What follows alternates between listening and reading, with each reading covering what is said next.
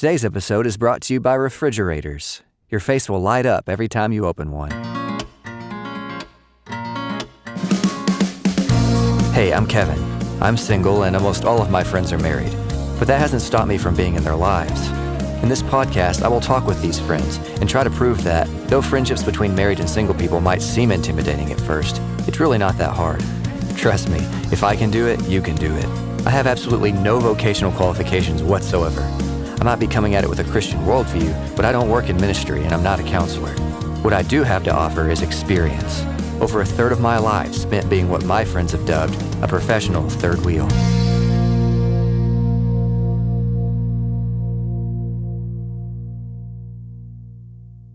All right, well, we are here tonight. Kids are asleep maybe, and I'm here with my friends Cody and Sarah. How are you doing, guys? Good. Yeah. Good. Glad to be here. Yeah, we're doing well. Awesome. So Cody and Sarah were actually the original leaders of my small group, which we talked about in an earlier episode with Jonathan and Liz. So we've known each other for a long time. Yeah. And been all over the place. But the two of you, how long have you been married? 10 years as of a few months ago. Nice. Dude, everybody's hitting their 10 right now. It's so cool. It's crazy. Oh, man. Yeah, the reason I wanted to talk to y'all in particular is because when I joined your small group, because it already existed, you had two kids, one kind of fresh off the press and the other one, didn't come as much because he was a little squirmy and kind of small, and there weren't other kids in the small group at the time. Right. How many kids do you have now? We have 3 and 1 on the way. Yeah. Expecting in the next few weeks. That's amazing. I just barely got in before the chaos. That's right. We made it work. Right. How old are your kids?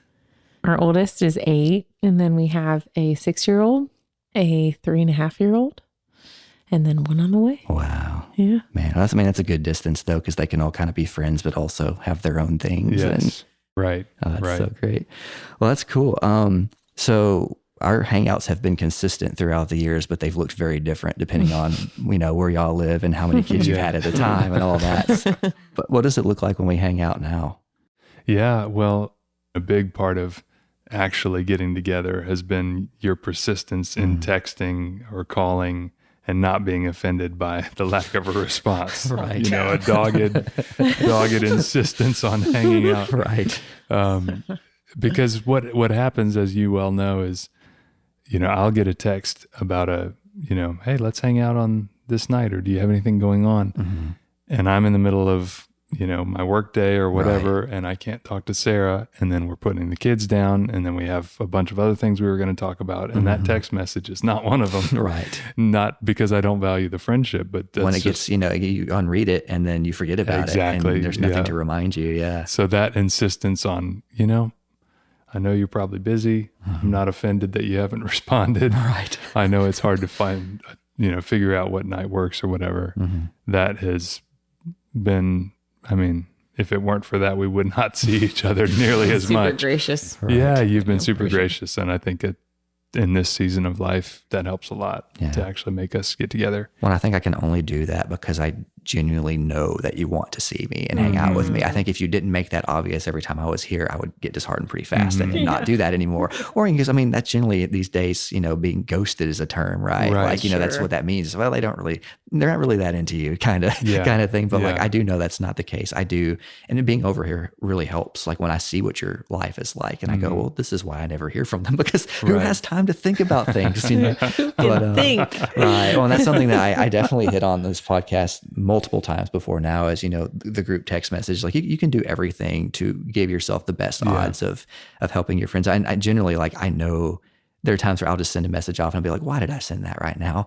This is the absolute worst time for him to get that message. It will be forgotten. He's at work. He's having, but then I have to be like, well, what is the period of time between the kids are down and we are just trying to go to sleep? Thoughtful. And if I can hit you in that time, there's a higher chance, but also I don't necessarily know when that is. Right. Sometimes you're just like, we're fried. We're going to wait another day. So it's definitely never a slight on me when that happens. It is a feat sometimes for us to make it happen, but it does eventually happen. Yeah. And, that's the other thing besides just being willing to take more time to get to know married people who already have kids. It's just the nature of it. It just, there's a lot more going on. It's going to take, but you will have to fight a bit harder for it as a single person. If you've got the bandwidth to think about it more often, maybe just, I call it pinging. Just, sometimes I'll even just literally like send, hey, I'm just pinging y'all on this because the whole message is there. I don't need to type it out again, know? Yeah. But yeah, being willing to do that and not getting discouraged or, having enough other friends that, you can kind of just be discouraged, but forget about it for a little while until they have a chance to get back to you or whatever. But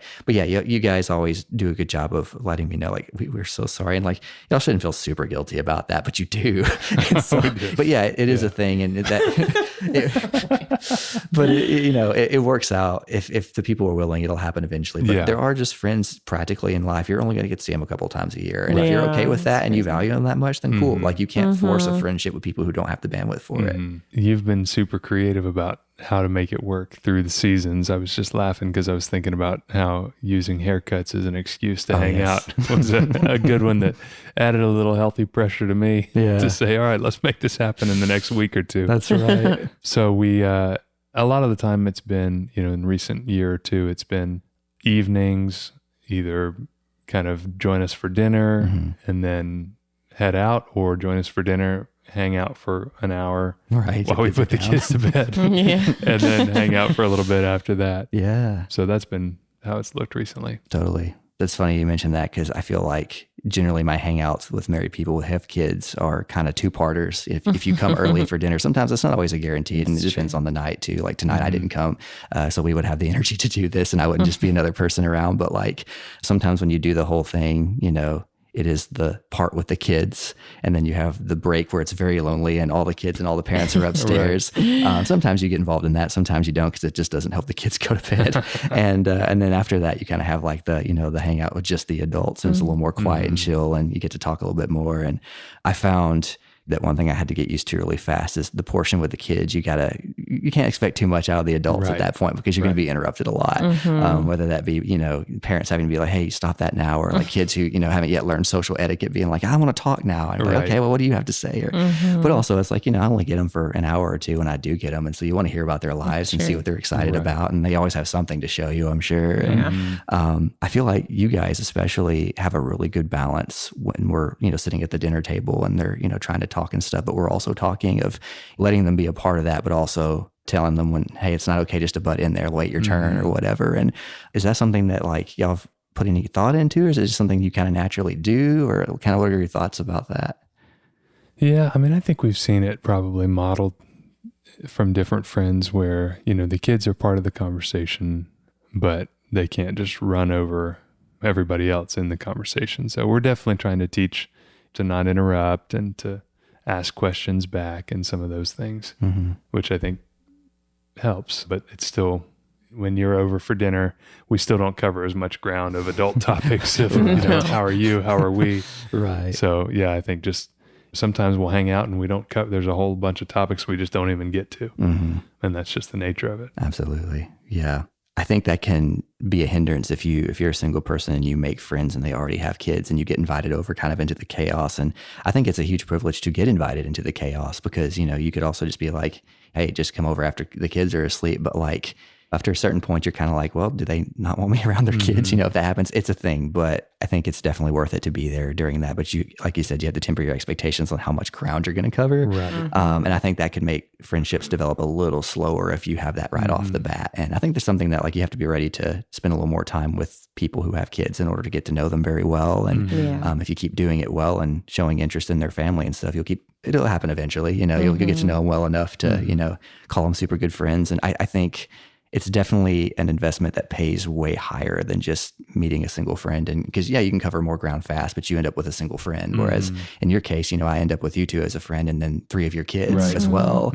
So yeah, it takes some more time. But when you see them at church and they come up to you because you're at the house and everything, that's very meaningful. And, you're like, okay, I'm glad I did that. I'm glad that, I was there for all of it. I'm glad I found something to do for an hour while the kids are going to bed and stuck around afterwards and all that. So I think there's a lot more waiting around and being interrupted that you have to get used to as a single person. But I do encourage people to do it because it's so worth it. Yeah. And I think too, just I've seen you come and there may be something that we want to talk about, something you're working on, a project, something like that. And we don't get to it until, you're walking out the door. Right. And, so you've been patient with that, as you're walking out the door. Oh, hey, by the way. Right. Oh yeah. We were going to talk about we were going to talk thing. about this, but we have not. And, maybe we'll cover it next time, or maybe we'd only get a few minutes to talk about, whatever it was that was on your mind. Yeah. So yeah, that I think just patience with that is kind of required Right. when coming into a busy home. Yeah. Well, it's so funny because we still have a lot of friends in common because of small group back in the day. And so every time I'm over here, people ask me, how are they doing and all that. So I feel like it's kind of my job to report in every once in a while. Yeah. But half the time I'm just like, I honestly don't know. I didn't ask them any of those things because we just never had time. I was like, I can tell you what the kids are interested in that one day or whatever. But yeah, it's, I think that's the beauty of the after dinner thing. But sometimes it just doesn't always work, especially if you cut my hair beforehand. There's just not a lot of time left afterwards. Sure. But yeah, and I think what you were getting at is the building of the relationship doesn't necessarily just come from covering topics. Absolutely. You know, maybe you don't get into anything deep, but you've been around for a dinner, and that means a lot. Yeah, for sure. Yeah, just that FaceTime. And yeah, I mean, I think especially if you're new and you've just met a couple, like, I don't think you should feel offended or not offended by what period of time you get invited over for too, because I think a lot of people will just invite, their single friends over for dinner and that's cool to be a part of the circus, but you might walk away not really having covered a lot. Right. And I think that's just as much of an honor as being invited after dinner. It'd be nice to get both, but I don't think you should be offended if you don't get both, because I mean, even there's some nights that vary here where you're just like, we're so tired, so we're just going to do dinner tonight. And then when the kids go to bed, you can head out or whatever. And totally get that and never am offended by that. And so it just looks different ways with different people, I think, and different bandwidths. And who's and different times too. I mean, there have been times in parenting where bedtime's a 2-hour effort. And so we might say, you can stick around, but that would feel awkward to us to be like, bedtime's long. We know it is. Right. So don't hang out, just leave. Yeah. And another season, bedtime might be a lot shorter for us. And so it's easier. Yeah. Right. Yeah. I mean, I think there have been times I've had several, friends who are like, well, you sure you're down to hang until it's over? I'm like, no, I've always got something to do on my phone or whatever. Until the bitter end. Right. And then there'll be times where I'll get a text message from upstairs being like, hey man, you probably ought to just go. You should just leave. I'm not sure if you hear this or not, but it's just kind of almost a tentative farewell to the parents before they go upstairs, just in case we don't see each other. That's a good point. Might be the end. So, but yeah, I think that's something that single people have to communicate though, because I think most parents will just assume that nobody wants to wait around for an hour. Yeah. I think you have to communicate, like, if you're like, no, I do this all the time, but they just don't know. And they're going to feel bad about leaving you down there and all that. So like, if you're really down, then let them know, like, hey, this is, and throw some extra conviction in there so they believe you. No, absolutely. Absolutely. Talking about this is making me think of a family I hung out with when I was in late high school, early college. And the guy was a mentor of mine. And there were plenty of times where I was like, I'd like to hang out. And, he was like, are you sure? Right. And I had to say, no, I really want to be here. And I'm happy to help with whatever it is you're doing, to get some time. Yep. Well, kind of transitioning into focusing more on the kids. I have this rant that I've done a million times on the podcast. I'm not going to do it again, but just about how, if you're a single person and you have a friend and that friend gets married, or they already have a wife and you just, meet her later or whatever. If you don't make an effort to get to know their wife, you're essentially what I call dividing the house you enter, essentially. So like if I come in and I've not put any effort into getting to know Sarah, then she's going to feel isolated a lot of the time if we're just talking about things that we know about and all that. And ultimately, you're not going to invite somebody over who makes your wife feel isolated all the time, or they're going to become your friend and they're not going to be coming over at all. You'll be going elsewhere and doing things together.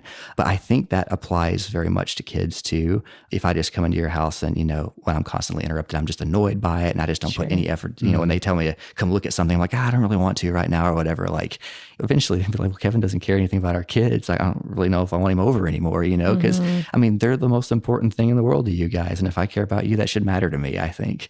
So I think a lot of people are uncomfortable around kids who just don't have the experience, or especially single dudes like myself sometimes. And so I definitely encourage you, like, I don't know if you have the option to ignore them. You can be uncomfortable and slowly get to know them, but I don't know if you have the ability to ignore them. And I think kids are awesome. Honestly, they're far easier to get to like you than adults. And you don't have to do a whole lot more than just listen to them. Yeah. Like, it's amazing if I listen to, a kid talk at dinner time and just really give them my ear for a while, the amount of affection that comes later that night that just would not have come if I hadn't listened to them like that. It's just so easy. You don't even really have to say anything. Just listen, or just if they hand you a teacup, then have the tea party, or whatever. So, but yeah, so I think that's an extra burden in terms of being the single man out coming into a house with a lot of people.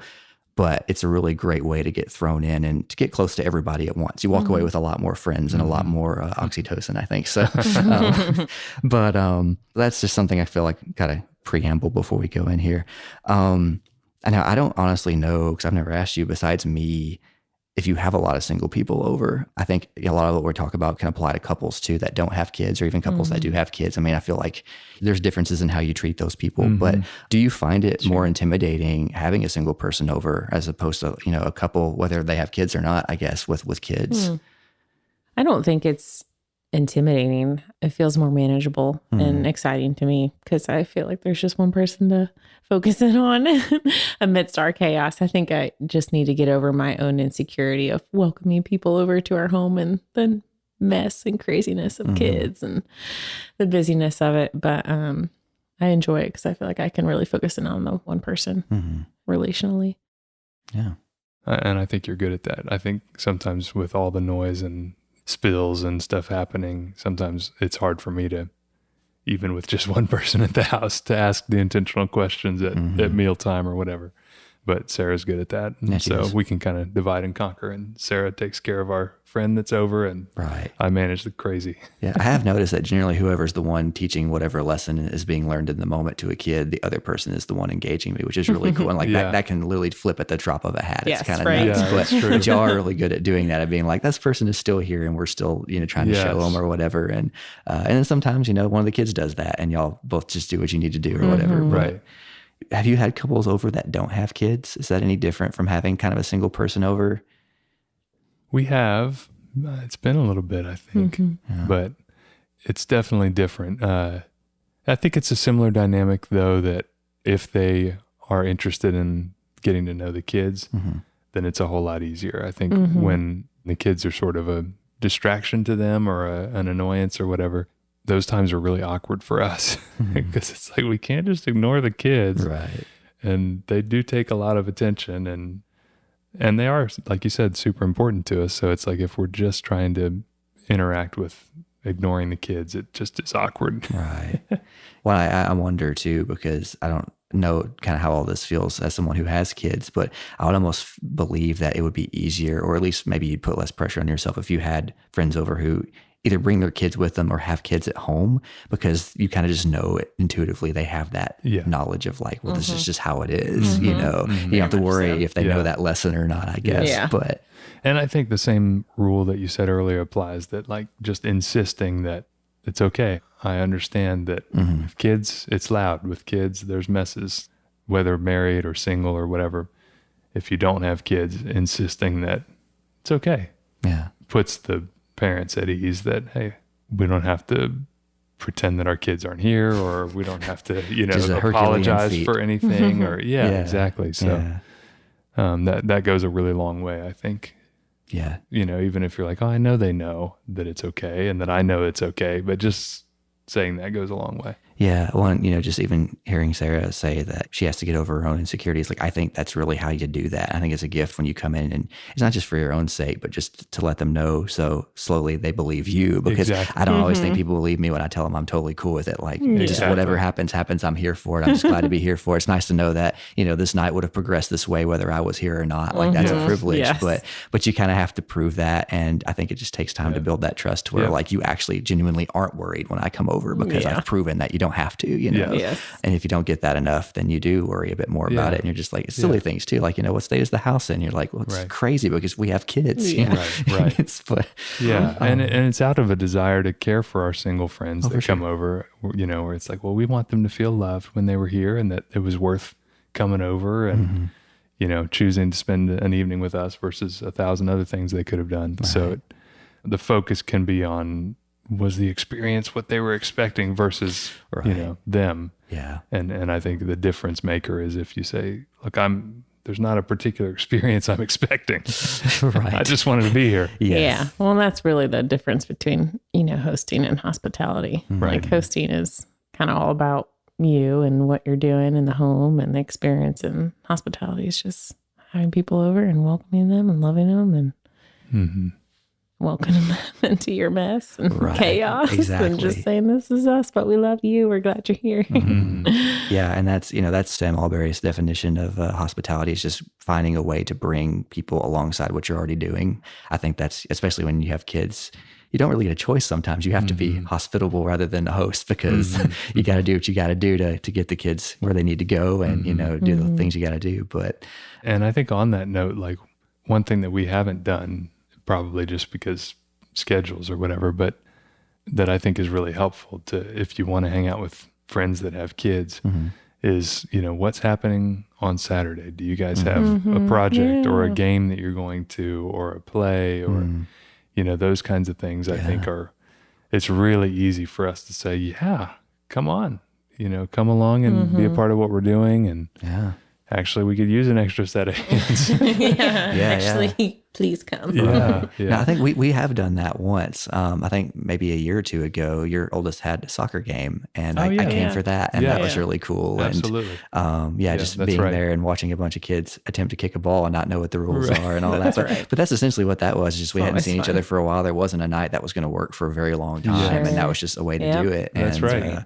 But yeah, Saturday mornings is kind of when all the family stuff and the extracurricular stuff happens. I think that you can't fit in the rest of the week. But well, cool. This is a thing I'm just curious about. So I have a lot of friends who, I've even been vetted a few times with some new small group people where, a guy took me out to pizza or whatever. And after we hung out a little bit, he was like, hey, do you want to come over and hang out with me and my wife or whatever? And I was like, oh, okay. Like, he was making sure I was safe to bring into the house, and that kind of thing. And I just wondered, with single people, or honestly anybody, it doesn't have to be single people at this point, but I know as a single dude who very much enjoys kids, there's a lot against me just in society. I have to be very careful. And I have to show people that I'm trying to be very careful and that I'm trustworthy. And that's not always easy when you just met somebody to do. You kind of have to, if you get lucky enough to be invited over, you have to really prove yourself and really show people that you're intentional and ask questions if things come up, or, if a kid asks you, awkward question, be like, how do I respond to that? I don't know. But, but I did wonder if there was kind of just anything that you thought about before you had like new people over to your house, especially people who just don't have kids and you just really don't know how they're going to relate to them or anything like that. Or if there's maybe even something that if you brought somebody into your house and they did, you would be like, well, we're not going to have them back, just instantly. I mean, obviously nothing just super bad, but just even little things that could be, uncomfortable for you guys. Yeah. I mean, we definitely think about that. I would say my radar is up, when I'm meeting somebody and we're getting to know them and it feels like the kind of friendship who they might come to our house, or we might invite them, or they might ask, or whatever. My radar is definitely up. And then for years we had a small group, and there were some people that kind of came in and out of it. And some of the folks that were sort of in and out of it, we wanted to have a welcoming place for them. And yet I didn't trust these people, not that I thought something super dangerous or, but I just didn't trust them. Yeah. It was an open place. Anybody can come. I totally get that. Yeah. And so with those particular people, I wasn't comfortable with them being with the kids without me around. Yeah. And yet they were welcome around our table. We had meals together. Sometimes they would say things that were just a little bit like, well, I don't know if I love that they just said that. And we may have to talk about that later if the kids heard it, But yeah, definitely my radar is up on who's welcome and who's not. And I think of another example of just being extra careful to communicate your heart and your, openness, your transparency, your non-weirdness. I think that goes a really long way. And the flip side of that is, being weird, especially around kids. I think about our oldest met a friend's friend and just jumped into his lap and said, hey, how's it going? And the guy was like so weirded out by that, which made it weird. Right. Yeah. It wasn't weird because it's a kid jumping into somebody's lap and saying, hey. But it became weird, and that alone was like, okay, this guy is like, this is not going to work out. Right. To really spend a lot of time with the kids. Yeah. I mean, I think I would say newcomers or new people that we're welcoming into our home and around our kids, we're definitely like not letting our kids alone with them in a room. You know, we're just in public open spaces together and just around before we get to know them and trust them and see their character and build a relationship with them. Yeah, totally. Mm-hmm. And we'll do that even with people that we've known for a long time, but we just haven't gotten to know to the level to where we're like, totally fine for you to spend time alone with our kids. Right. You know, that even people that we've known for a long time, there are some people who it's like, we've known you a long time, but not at the level yet that I'm comfortable with that.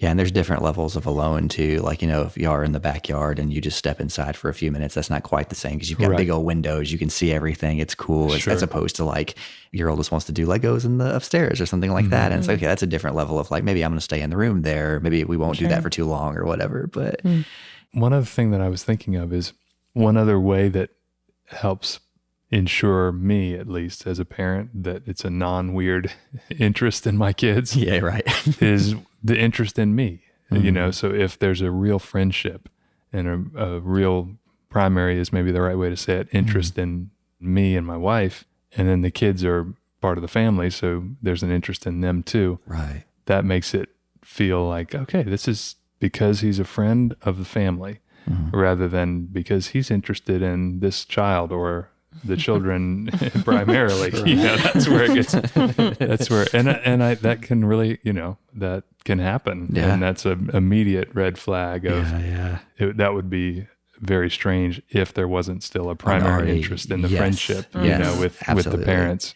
Yeah, this is a secondary thing that I do because I already know you. And like I did because like, yes, you can get that backwards. I mean, there's definitely, I've met some kids at church and I'm just like, oh, these kids are super fun, but I don't even know their parents. And I was like, that would be weird to hey, me and your kid had a great time. You want to hang out? You know, it's kind of a weird place to start, but I understand it though. I mean, it's nice when you find a kid who really likes you and you really get it. But like, I think you're right. Especially if you're going to come into the house, like that there's a proper way in the door, I think. Yeah, exactly.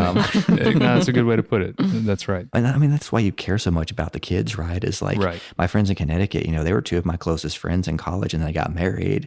And so I'm just like, I know you both so well that I can't wait to see what your kids are like because I'll feel like I already know them. And, and I told their 7-year-old, I was like, you know, I haven't seen you since you were 3. So I'm not offended if you don't remember who I am. Yeah. But like, I feel like I already know you because you're so much like your mom or you're so much like your dad. And so like, that's why you care so much is especially, you know, friends you've known for a long time is because you know them or whatever. And so, exactly.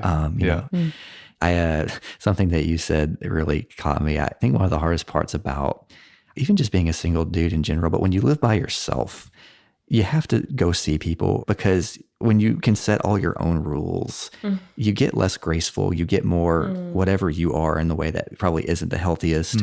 And, but particularly when you do that and then you don't have any kind of little ears around on a constant basis, you tend to just not watch your language. And that can be a really hard thing. And like, I'm not even talking about swearing though. That's definitely a thing. Like, you know, should I swear around your kids? I don't think that's a question most people ask. I don't think you have to ask that, but there's even some words that, you know, good grief, when I was growing up, you know, I said the word crap a lot.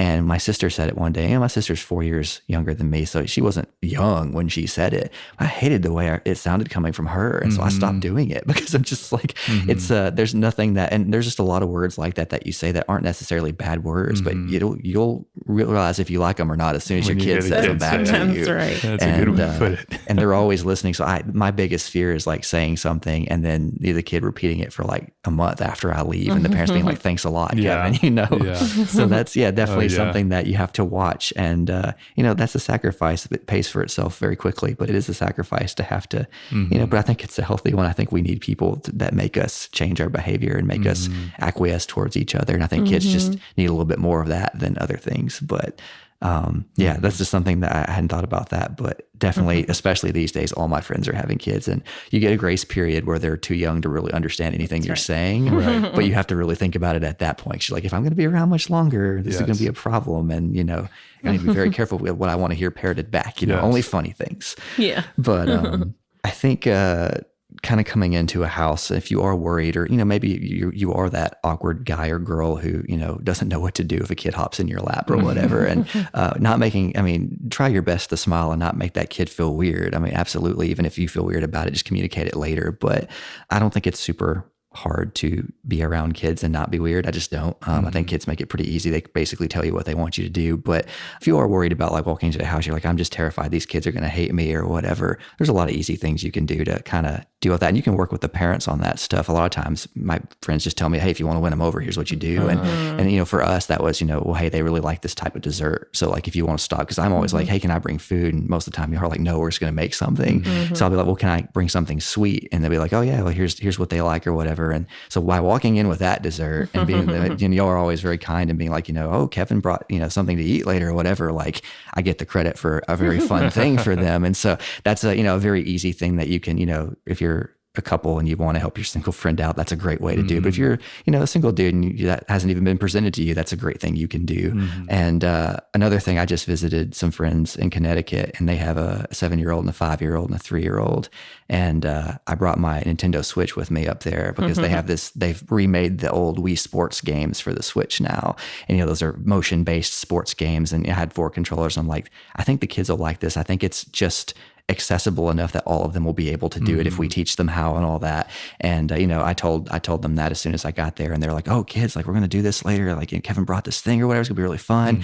And man, that was just the best time. Like that became such a hit that like it became like the ultimatum for like very bad behavior. It's like, listen, if you mess up, you're not playing sports with us tonight. And they're like, oh my gosh, no. But I mean, even teaching them how to play the game was a huge bonding experience. And like, you know, one night of that and they just loved me after that. And I was so grateful. So yeah, that's there's some really easy things you can do. Kids are easy, but is there anything that you've ever done just besides kind of what I've already talked about where you're like, hey, somebody's coming over, like how can we help our kids like bond with this person or like introduce this person to something that our kids really like that they can hop in on or whatever? Are there any things like that y'all have done? I feel like sometimes it's just intuitive and people don't even think about it, but like, have you ever thought about it? Yeah. I mean, I think with kids, at least with our kids, there's usually always one primary thing that they're into at that point in time. And so it's easy to say, go show Mr. Kevin your Legos or, you know, your drawings or whatever it is. And that's an easy jumping off point. So that's kind of my thought there. Well, I also think that like you have to be very careful because if I just like, you know, if I brought sweets over and didn't talk to you guys about it beforehand and like walked in and say, hey kids, look what I brought. And one, they weren't even allowed to have that thing or like just not checking with you guys beforehand. That would be like, well, he doesn't respect us as parents, so we're not going to have him over anymore. So that's another thing is, yeah, you can be too gung-ho. And I think I'd almost call that like grandparent syndrome of like you just trying to win that kid over so much that you step on your friend's authority, I think. But are there some ways that you've seen any of your friends, single, not single, whatever, interact with your kids that have just been like, this really stood out to you and meant something to you? Or like, man, like that was just such a sweet thing they did. Or like even just ways that teach you as a parent, it's like, man, if I'm with somebody else's kid, I could do this thing and it would mean a lot to them or whatever. I think for me, what means a lot is when our friends just remember things about our kids and know them well enough to say things like, oh, that's so her, or that's so him. Like that means a whole lot to me that they've gotten to know our kids and their temperaments and even, you know, as parents, seeing our kids grow in front of us is such a blur of, you know, seasons that we've had friends remind us of, do you remember when, you know, your daughter used to do this or your son used to do this? And no, I totally forgot. Yeah. And it's really fun and beautiful to kind of adds a richness to reflect on our kids and on parenting with a friend as a part of that. Yeah. For sure.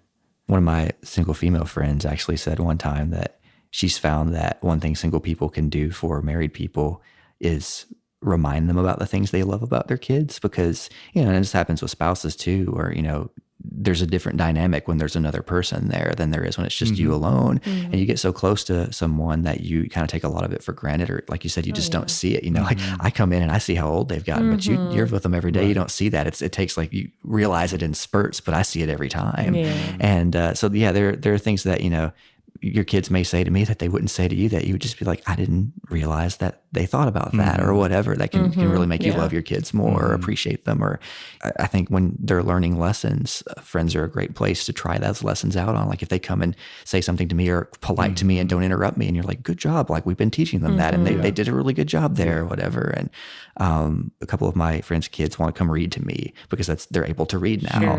And it's really cool because, the parents get to see, like a lot of them are homeschooled. They get to see the results of their own labor of teaching these kids how to read and to see how excited they are to go show it to somebody else. And I think in those moments, there's a huge responsibility on me to really celebrate that. So it reinforces like, this is a good thing, and the parents go, yes, they're getting good feedback from other people that they like. And that means a lot. And so, I think we can really help the parents just by enjoying the kids in a way that's like that too. But well, on the flip side, we've talked a little bit about this, but more on a practical level of once somebody's in your house and you do have a little bit of trust with them and everything, what are some boundaries that you set up between your kids and your friends? And I feel like a lot of times those are things that you talk to your kids about more than your friends, just so that your kids don't put your friends in those situations to begin with. But, obviously if things come up and you talk about it, my aunt and uncle, they passed a point where they're like, we're just not really comfortable with them being up in your lap anymore. And I'm like, I lament that, but I understand, and, but that's not the same for everybody. Some parents are like, if they want to crawl all over you, just, if you're fine with it, we'll do it, and I was just curious if you just had anything like that you thought about or had to exercise even. I'm sure there's been times where we would, I don't know, anything specific or particular, but I've said something like, well, we're not going to share that with, so-and-so. Sure. If it comes up or if you think of it. Well, one of the hardest things with my niece has been, she got potty trained about a year ago, and that period of time was really hard for her because, dad was involved in that.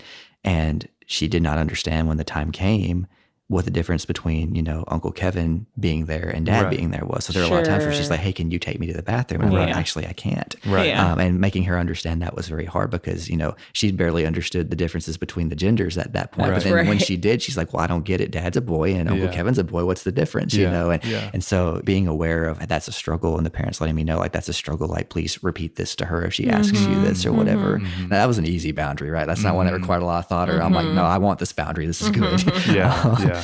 I think a lot of the boundaries are, in the moment, there's something that one of the kids shares or that, they take off a piece of clothing or whatever. Yep. And I think, at least in our case, we'll say whatever the lesson is that we're teaching them, well, we keep our private parts covered, or we don't share that with people, that aren't your mom and dad or whatever.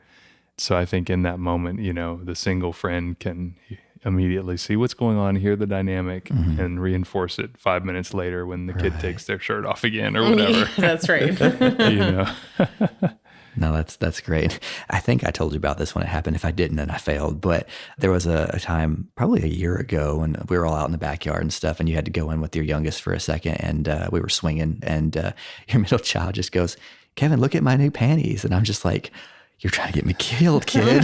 What's wrong with you? I was like, very pretty. You should not show those to boys. And she's like, oh, okay. And then, exactly. But like, if I didn't tell you about that, I should have, because that's something like, all you got to do is just be like, hey, this happened. And be like, cool, thanks for doing that or whatever. And that's just the only way is just to keep it very out in the open and just like, this is a lesson. I reinforced what you're teaching, and we move on. Exactly. There will be stuff like that. And again, like we were saying earlier, like, if you make it awkward, then it becomes awkward. Yes. And but if you just recognize these are sweet kids just figuring out life. Right. And you just, keep it all open with the parents. I think that accountability is the most important thing. So if something happens that was awkward, try your best to not make the kid feel like they did something wrong, and then just immediately tell the parents. Exactly. And chances are it's fine because it wasn't your fault that it happened. Kids are kids. Exactly.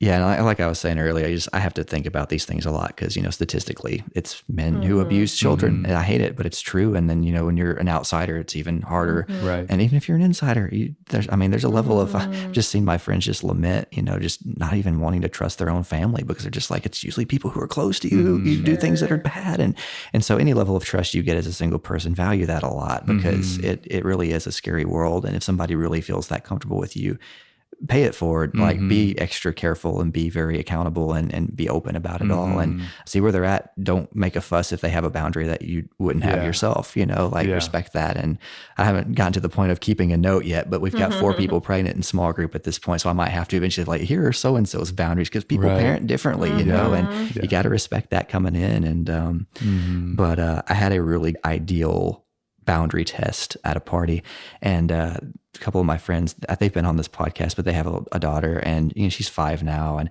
I just hadn't been around her a whole lot. But when I've been over to their house, she genuinely didn't really have a lot to do with me, and I was kind of like, man, like I never get told good night. Like it's just like, what can I do to make this kid like me? And at that party, she had a balloon in her hand, and I just decided I was gonna like try to steal that balloon from her. And so when I tried, she bopped me on the head.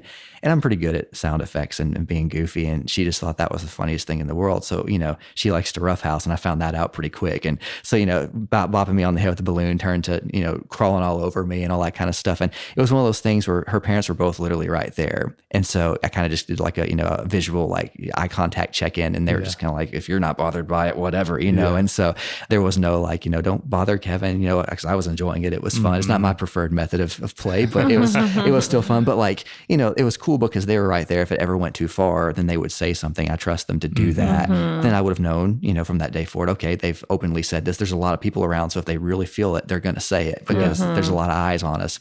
But, it was really fun. And, I always have in my head, like there's certain places that I'm not going to let her crawl. And there's certain things I'm not going to let her put in my face and stuff like that. But other than that, it was really good fun. And, eventually they just do it for so long that people are like, okay, we're just annoyed at you. Get off of him now. Like it's not even, it's just we just need to chill. Nobody has stamina like that, but it was super ideal because, and I feel like our friendship got closer, the parents as well, because they just saw how much their kid enjoyed me and how respectful I was of that. And, but yeah, so it was great for me because I know now more where their boundaries are than I knew a lot of my other friends because the kid tested them all that day. So, so that was just, but you don't always get such an ideal situation where everybody's there and everything is just out in the open and those kids and the parents, they're super transparent. I love that about them. Like if something bothers them, whether it's awkward or not, they'll just tell me. And so I have that trust with them there. But anyway, the other thing about that though, that I definitely think is worth mentioning is that they didn't try to rescue me. And I appreciated that because I feel like so many times parents assume their kids are a nuisance to the single friends or other friends than they actually are. And there's many times where, a kid will be, showing me something or whatever, and their parents be like, leave Kevin alone. And I'm just like, that was unnecessary. I was having a good time. And so I genuinely really try to show how much of a good time I'm having so that doesn't happen. But, you've been with your kids all day. You may be a little more annoyed at them than I am, or like you've probably heard that story 100 times and you just want it to stop. But like for me, it's all new. I don't have that level of oxytocin in my life constantly, And so I think just single people have boundaries too. And if you have a boundary with a kid, you should also communicate that to your married friends. Like they don't have a monopoly on boundaries. They get to set them all for their kids, but like you get to set them for yourself too. So if you are uncomfortable with a kid crawling in your lap, again, don't make it kid feel bad, but like after that happens, just let your married friends know, like, and they can just be like, hey, so-and-so isn't really comfortable with that. Cause kids are also learning about everybody has their own boundaries and it's a good lesson. But, but I think also, a boundary of just like, hey, I'm absolutely cool. I will let you know if I'm annoyed with your kid, very quietly, but I will. And so, I think that's a cool thing to communicate as well, because it really stinks to be rescued when you don't want to be rescued. So you've done a great job of kind of just touching a little bit on all of these subjects that I had to talk about. But when you have friends over, do you find yourself parenting any different than you do?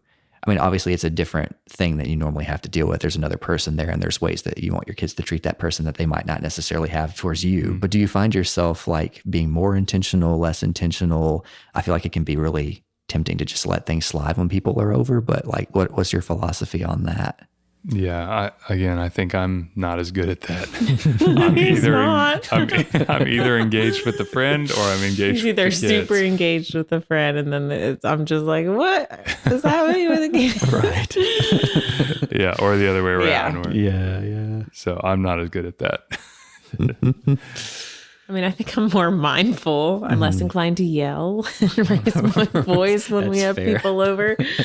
But I think we still try to be intentional when we have people over, not just let it be complete chaos. Yeah.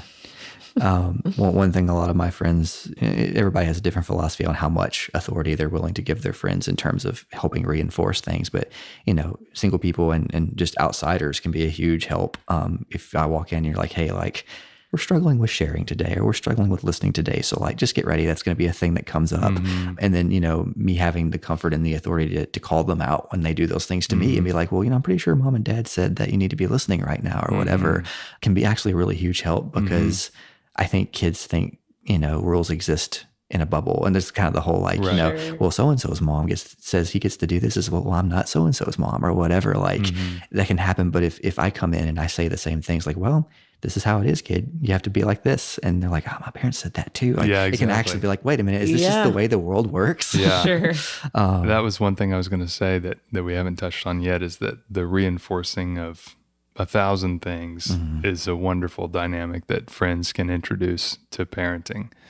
I think about times sitting around the table with you where you'll share something about, your relationship with the Lord, or something about, growing up and being disciplined, or, whatever it is, where it is sort of that, this is the way the world is, and this is my experience, and they're listening, and it adds a weight to what we've been saying all along. Absolutely.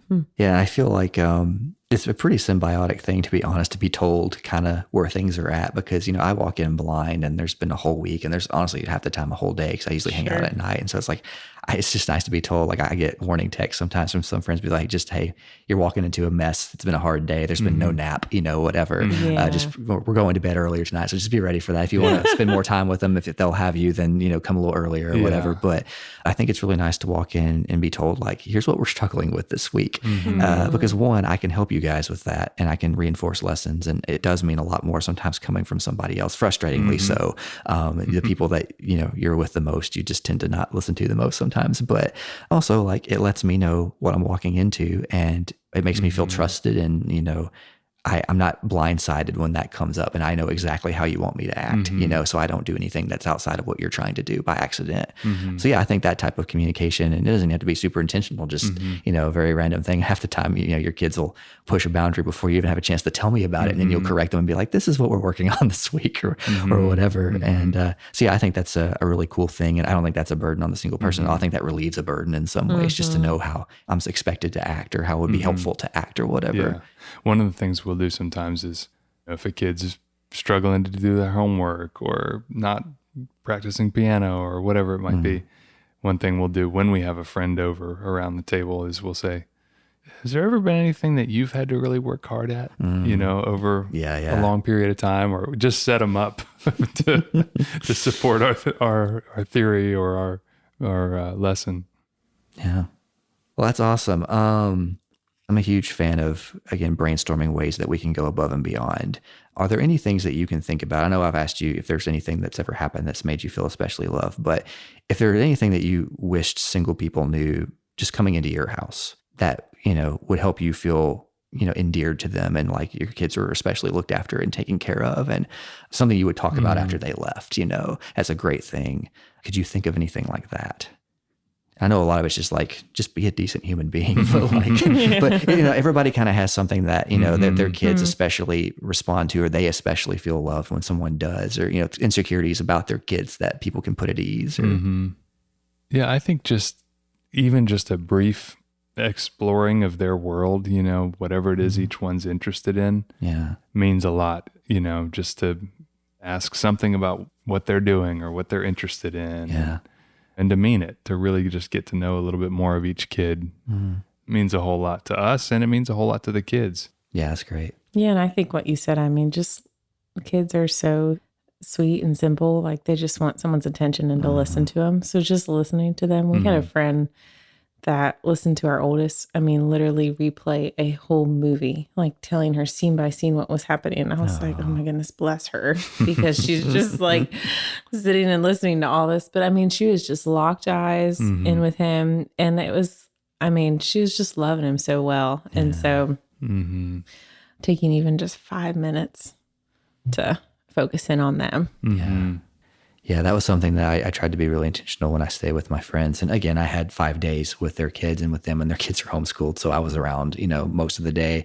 But like, you don't always have time to do this in one visit, but I really wanted to make sure that I actually gave each kid individual attention, because especially when you've got that age gap between the oldest and the youngest, it can be hard. And like they need different things from you and that kind of thing. And so like, the youngest is all over you all the time. Like once he likes you, he likes you. I don't have to go very far to make him feel loved. But, the middle child was a little more shy. So just giving her a little more attention. I tried to generally give the middle children a little more attention if I can, because I know that that's usually what they need, But then the oldest, I feel I've burdened for them because I was the oldest, and you want to be adult, but you also still play a lot. You're still a kid, and you can relate with your siblings when you're a kid. But when you want to be a little older and you just want to kind of be at the adult table, it's a little bit harder. And so I definitely made it a point to really try to actually talk about actual mature things and like have a conversation based on interests, and try to find something that, she liked and, she could tell me about that I actually knew something about, and we could talk about it. And ultimately she just enjoyed beating me at that video game. And that was what we bonded over, was that I had to talk smack to her, and that's what she related to. But like, but yeah, doing that can be really meaningful too. And I mean, it especially means a lot to the parents, but like, if you have the time, finding a way to make them all know that you care about them is, I think, really cool. Yeah. And I think just in terms of things that I can think about that, especially single people can do to just, again, just remove an obstacle and be extra loving is be punctual. It's hard to get out the door at the end of a work day sometimes or whatever. But if your married friends are like, hey, we're having dinner at 5, be there at 5 or earlier, because with parents with kids, it's not just late. It's the difference between like, we have an immovable bedtime in the future. 15 minutes being late could be like a meltdown for those kids who are very hangry, and, sometimes parents will just let them go ahead and start, but they want to start dinner with you there, And so I love the share your ETA thing, because if I'm running late, I can just share it with them and they can look and see like, oh, they're, this far behind, and because traffic is a thing. But if it depends on me, I really try to be there, because I've seen, even just going on trips and stuff, a lot of my friends very hurt by their friends who just didn't come when they were supposed to, or even hours late. Like, it's just ridiculous stuff. And being like, we don't have this freedom anymore. We have a kid who dictates a lot of our schedule, and you've got 3. So especially if you're coming over later in the night, like there's just some things that you can't control, and your parent friends are the ones who are there with a meltdown while you're in your car, So I think you can be especially loving by just making that not a situation to begin with, if it depends on you. So. Yeah. And I think one other thing, that when we go to someone's house that doesn't have kids, that's a real opportunity to, prepare your home for the kids that are coming over. Yes. Put away the breakable things, bring out sure. something that they can do. We've definitely been in environments where it's like, this is a terrible place to be with kids. For many reasons, we just want to leave. Yes. You cannot hold your possessions super tightly if they're like where a kid can get them. And it doesn't take much to make a really boring adult home into something that the kids can do. Absolutely. And that makes all the difference, to feel welcomed as a family into a home that, doesn't have kids. Yeah. Now I feel like it's almost an evolution process for me, because I've only had kids over to my apartment a couple of times. It's just not anywhere people get to super quickly. But the few times I have, I've done my best to, I'm around kids enough to predict kind of what they're going to go for. And I'm almost always right at the first thing they're going to go for when they walk in the door. But like, I always miss something. And so the next time I have a kid over, I just know that's going to be a thing. If I don't want them to touch it, I put it away. Right. But like you said, you want to leave something for them to look at and do and talk about. And so, that's I think something that is harder to think about until it happens to you. And then you're like, oh, I was not a very good host to them or whatever. Because I feel like sometimes you already feel like your kids can be a burden to other people when you bring them in. And like, I want to do my best to make people not feel that way, because it's just not true. And parent, we can help our single friends by bringing something, but for sure. Yeah, that's just one of those above and beyond things that I think we've experienced, where if we walk into a place and they knew that we were coming, they prepared for us, Yes. Yeah. I mean, I get that same level of hospitality coming here. It's like, I feel prepared for when I walk into, my place is set, they know where I'm going to go. Most of the time you've positioned me strategically around the kids so I can be a part of that. But that means a lot to be brought in just to the family and just be another person. It's like, well, here tonight, everything that you want to do, Kevin's here, he'll do it with you or whatever. And I think is a small thing, but one of the ways that I just felt very loved by you guys, because it's a result of you guys doing that, is it was probably like 3 years ago, we were in this room actually, and y'all had gone on to do something with your youngest, and your 2 oldest were arguing about whether I was to be addressed as Mr. Kevin or Uncle Kevin. And they were getting really heated about it too. And I was like, guys, you can call me whatever you want. I love them both. But the fact that that was even an argument meant so much to me, because it just showed me how much of like family I was to them, That's you know. awesome. And that only happens if the parents are intentional about, you know, talking the person up and being like, he's here, he's coming, you know, like, guess who's coming tonight or whatever. And that's super awesome. super meaningful things. So well, at the end of every podcast, I always give my friends a chance to talk about kind of just anything personal between the two of you and your kids that you feel it's just like a big win and you're very thankful for, or maybe something that wasn't such a big win that you fought very hard and you're in a really good place now that you're just like, man, I'm really proud of this now, you know, whether that be just lessons your kids have taught or just ways that you interact and enjoy your kids, interests that you share, things you do together, any of that. Just, you know, I think it really helps people to hear other people talk about the wins of being a parent and not just the, you know, just trying to get by. It's like, no, we really enjoy our kids and we do things with them. Or, you know, I usually ask about, you know, couples and their marriages, but I think in this case, it'd be really cool to just hear things that your kids do that you're just like, I'm really just happy to have this relationship with this particular person. And it can be one for each kid if you've got it. Yeah. I'll share some. So I think, well, we were just talking about this with our oldest. His wheels are always turning. He's always creating, always thinking until he absolutely falls over asleep at night. And so for years, he wanted to continue to engage until he was unconscious. Yeah. And so he needed help going to bed. And recently that's not true. Recently he's, you know, he grabs a book which is a testament to his efforts at, you know, learning to read and Sarah's work with him. So he'll grab a book and just dive in or draw or something and entertain himself until he falls over at night. Right. So that's really, really great. And then our middle, she has been doing some speech, and her speech pathologist, I guess is what she's called. She just told us today she's going to be retiring soon. Oh. But our daughter is doing wonderfully. And by the time that her speech pathologist retires, she'll be good to go. She'll be done with all the sessions. And so our daughter today said, "Oh, I'm so happy I'm going to retire from speech," which is true, actually. Yeah. So that's really a victory for her too. For sure. With our youngest, something really sweet and wonderful that's been happening recently is if he's got a bad dream or whatever, he'll, you know, want to come get into bed with us. And unlike our other kids, he just is so snuggly, like gets as close as possible, doesn't even necessarily go to sleep, just lays there rubbing your shoulder and offering you his blanket. And he's just really, really sweet, even in the middle of the night when he's just had a bad dream. So it's really fun to see his personality in that way. That's sweet. With another one on the way and having had 3, what are some ways that you feel like your marriage has like grown? Because I just, you don't seem super worried about the 4th. You probably weren't super worried about the 3rd. You kind of get a hang of it after a while. But, you know, what things have made you just been like, we got this now? Like we were worried about this at one point, but like we know how to be married with this many people in the house, you know? Because I feel like that changes and there's a lot of ways that you mature and grow closer together just being married with all that going on.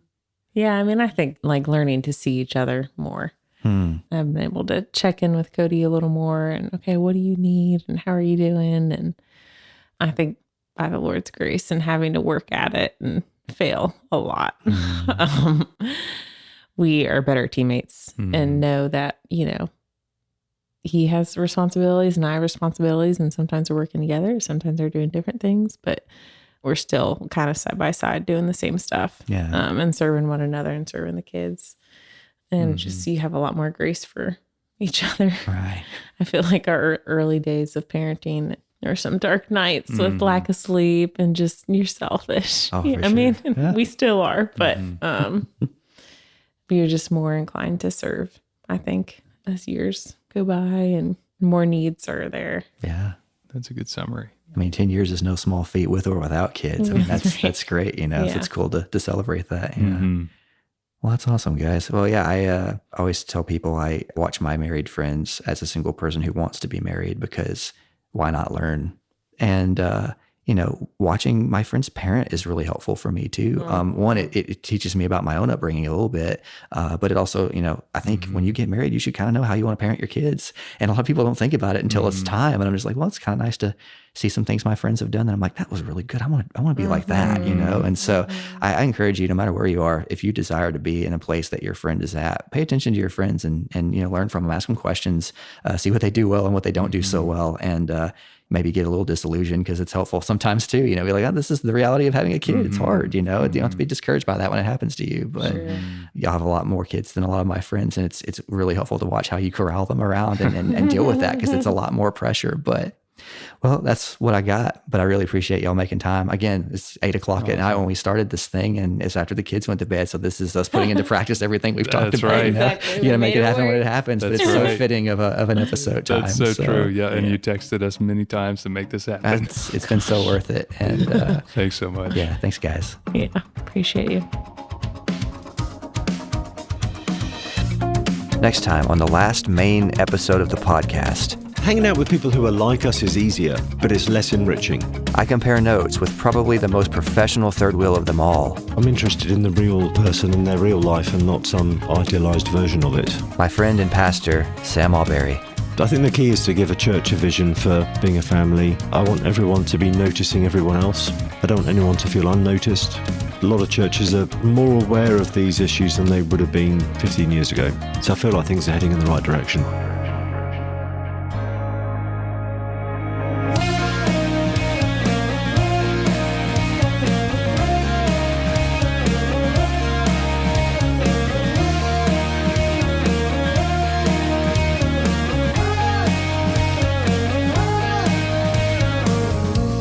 This podcast is made by humans. We get things wrong. We have blind spots. So we want to hear from you. What are your experiences? Is there something we missed that you'd like to hear about? I'm working on some bonus episodes to fill in the gaps and really want your feedback. So please email the show at professionalthirdwheelpodcast@gmail.com. Or even better, leave a voice message by calling 615-953-0360. Join us ordinary people in helping other ordinary people. The show is edited and produced by me, Kevin Morris. Music by The Universal Donor. Logo by Kyle Patterson. We're a part of the Honest Edge Media Network. Check us out at honestedgemedia.com. And because I'm so bad at self-promotion, please help me out by sharing, or maybe leave a review, preferably 5 stars. This really helps the show be found by others who might benefit from it. You'll find new episodes in your feed on the 3rd and the 13th of each month. So until next time.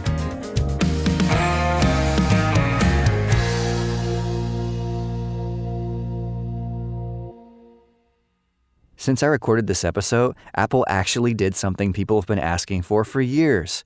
You can now mark read text messages as unread again. I know, crazy, right? I bring it up because we talked in this episode about how reading a message at a time you can't respond and then forgetting to later can be a huge reason plans take so long to make, no matter your stage of life.